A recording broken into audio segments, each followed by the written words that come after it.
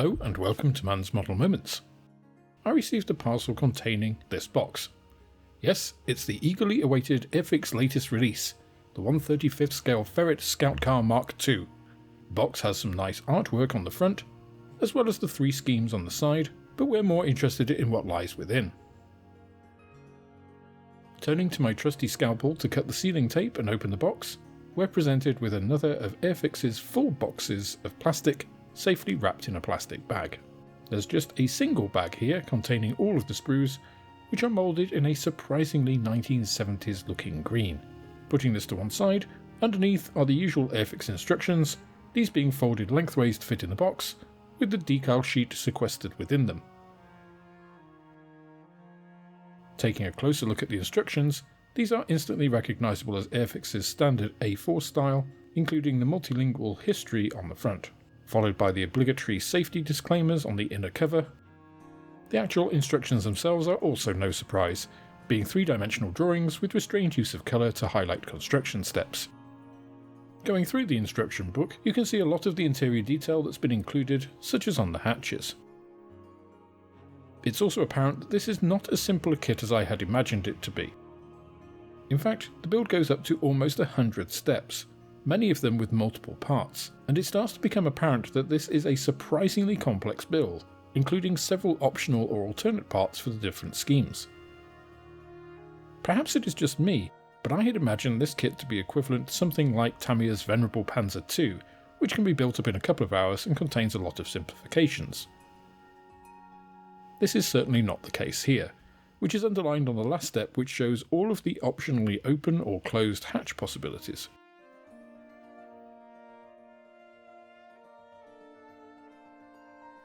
Paint schemes are a lot simpler, however, the first 2 being green, the first a Cold War British unit, the second having splashes of red for a training unit in Canada. The last is a parachute brigade unit overpainted in white and deployed in Cyprus.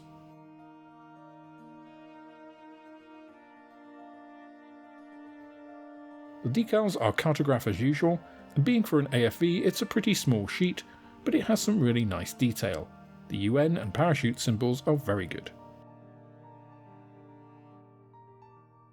As are the Union flags, I'm just a little disappointed in the schemes overall.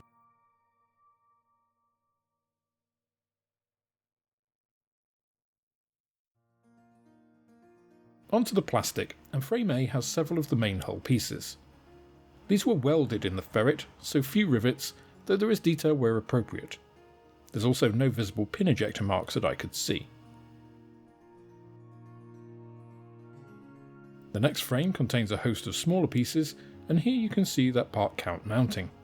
There's good cast detail here, as well as some finely reproduced smaller parts, these tie-down handles being good examples, as well as a number of other small, fine parts across this sprue. Some smaller parts for the fuel cans can be spotted here too, and again the pin ejector marks are all located where they won't be seen. Moving to the wheels, these are split into halves, which I'm not particularly keen on in any model, but we'll see how these look when they're built. The transmission is likewise halved, and there are some very fine pieces here, such as the steering arms, connectors and so on.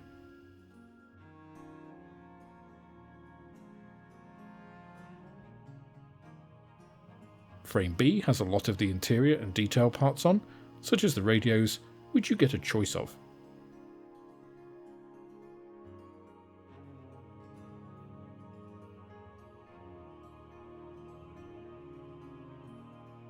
The last frame here is E, which has all of the turret components, including the nice little Browning machine gun, as well as more smaller parts like the tie-downs.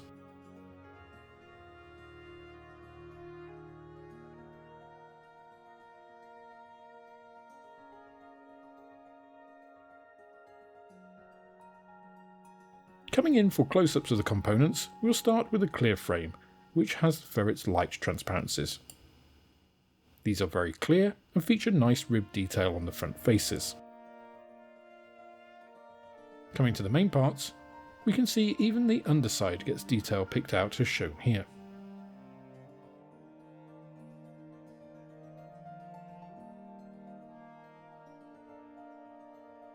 The main hull pieces, with their complex angled shape, are nicely cast, with some solid attachment parts for wheel guards and nice detail where needed.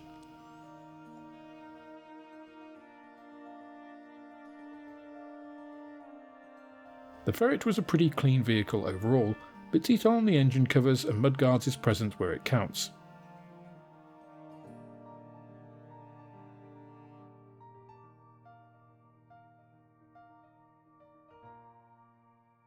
The same goes for the engine cover with its built-in louvers and the pretty clean hull pieces.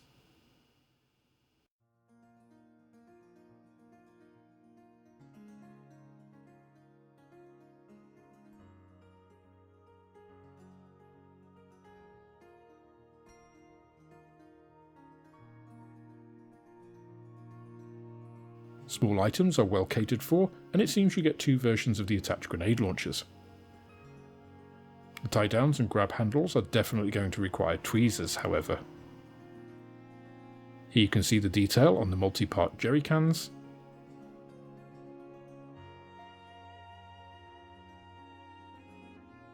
and also the detail on the various metal slats.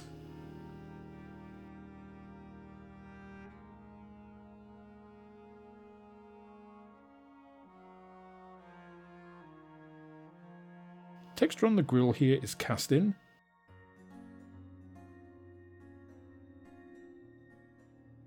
next to the handles and what I assume is the cap for the aforementioned fuel cans.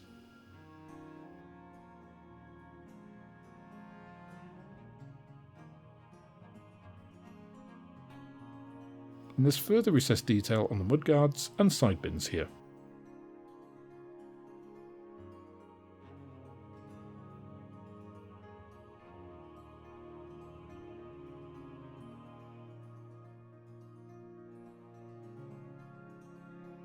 Looking at the drive axles, there is a good amount of detail here. And it's worth pointing out that many of the small pieces have attached casting lugs to help prevent short shots. Suspension springs are one piece, but appear well cast. The chunky tread of the tyres is nicely represented, though as I said before, I'm never that keen on split tyres as they can cause issues. Again, we'll have to see how these ones go together. Ejector pin marks are reserved for the rear of the wheel parts. The steering wheel is finely cast, and there is good detail on the prominent driver's hatch and the radio.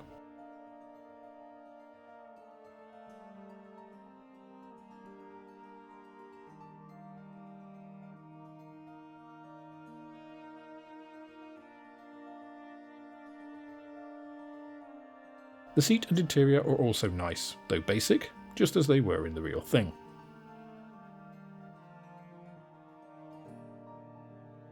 The Browning machine gun has nice, subtle barrel detail, though I suspect some modelers will want to replace this anyway.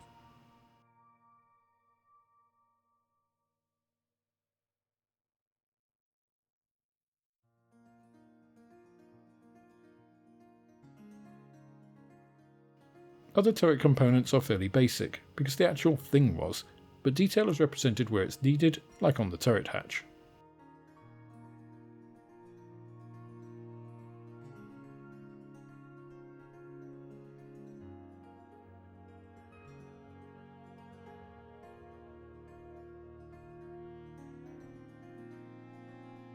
So does the Ferret preserve Scout's honour?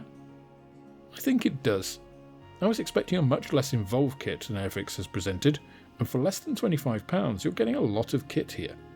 I can't speak to rivet counting levels of accuracy in an unboxing, but the kit looks good. It's well cast, ejector pin marks are located in unseen areas, and there's no flash or casting misalignments. Detail is good, and there's a host of options for posing the hatches open, closed, or mixed and matched to your heart's content. Interior detail is limited in the driver position, but it's such a small and cramped space it's going to be difficult to see anything beyond what's provided unless you're doing some sort of exploded view or diorama. The only very minor disappointment for me is that only 3 schemes are included, all of which involve green to some degree, but it was, and is, such a widely used vehicle that some different schemes would have been welcome, though the aftermarket will no doubt fill that gap. I'm also a little surprised by the green plastic, which makes the kit feel older than it is. Grey plastic is fine for everything, please Airfix. Nevertheless, for its price, this is a very solid purchase, and I wouldn't hesitate to recommend it for any armour modeler interested in the subject, or for those looking for their second or third armour kit starting in the hobby. It offers enough to get your teeth in here to feel like a good buy, and doesn't have complex tracks that could put some people off. Overall, there's huge scope for modelling many iterations of the Mk.2. Let's just hope that Airfix have enough success to release it in more iterations in the future. I'd love to see the Mark V with its swing-fire missiles, for instance, if anyone from Airfix is listening.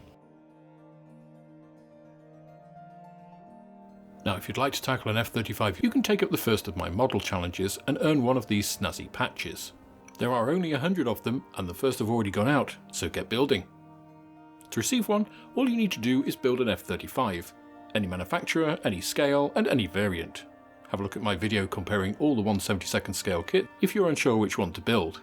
Take pictures both before building along with your finished model and send them to me via the channel email, shown in the About section, together with your contact information and address. I do ask for a contribution to postage depending on where you are in the world, unless you're a Patreon or channel member, where this is free. Speaking of channel members, this is a good time to mention all those wonderful people who contribute to make these videos possible. Thank you so much for your support. That's all for this instalment of Man's Model Moments. If you enjoyed the video, please click the like button, subscribe to the channel for more like it, and share this video with others you think would also enjoy it. You can also follow me on Instagram, Twitter and Facebook, and if you're feeling generous, then I also have a Patreon, which is absolutely the best way of helping me to grow the channel and produce more content like this. With that, I hope you have plenty of modelling moments of your own, and I look forward to welcoming you on the next video.